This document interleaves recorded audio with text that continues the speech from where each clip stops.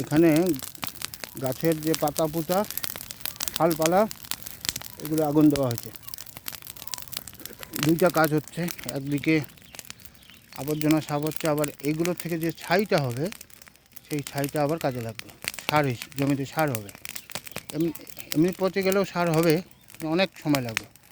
তাই এই ছাই করার জন্যে এগুলোতে আগুন দিয়েছি। প্রচণ্ড গরম।